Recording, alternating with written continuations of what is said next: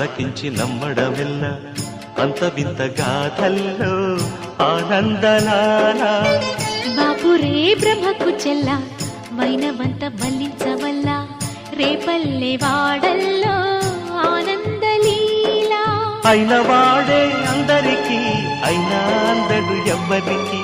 అయిన వాడే అందరికీ అయినా అందడు ఎవ్వరికి బాలుడా గోపాలుడా లోకాల పాలుడా తెలిసేది ఎలా ఎలా చాకుబళ తెలిసేది ఎలా ఎలా చాంగుబళ